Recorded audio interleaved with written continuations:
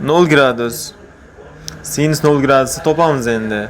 Bu 0-barmoq deymiz. Bu barmoqchamizni shunda ildiz ostida 0 deb olamiz.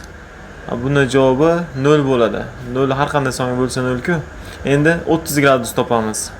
Demak, sinus 30 gradusda. Endi bu barmoqchamiz 1 bo'ladi.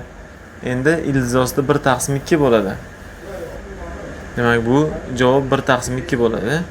Keyingisi 45 gradus topamiz. Sinus 45 gradus. Bu ikkinchi barmog'imiz deymiz buni. Demak, ildiz ostida 2 bo'ladi. Javob ildiz ostida 2/2. Demak, 60 gradus. Sinus 60 gradus. Bu uchinchi barmog'imizni ketma-ket nomlaymiz. Demak, 3 ildiz ostida bo'ladi.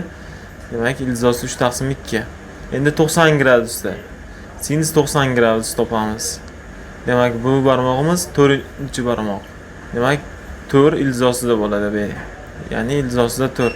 Demak, javob 1 bo'ladi.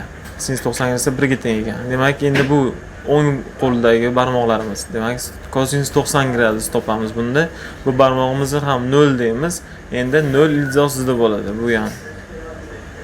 Shunda 0 bo'ladi javob. Demak, 60 gradus. Buni demak kosinus 60 topamiz. Bu barmog'imizni 1 deb nomlaymiz. Ildiz ostida 1 bo'ladi. Demak, kosinus 60 gradusda 1/2 ekan.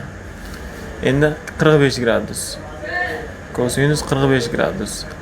Bu barmog'imizga 2 deb nom beramiz. Shunda 2 ildiz ostida bo'ladi.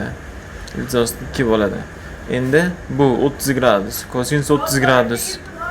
Endi bu barmoqchamiz 3. Demak, bu ildiz ostida 3 bo'ladi. Demak, ildiz ostida 3/2. 0 gradusda. Kosinus 0 gradus. Endi bu 4-barmoqchamiz. Endi bu 4 bo'ladi. Ya'ni ildiz ostida. Bir javob.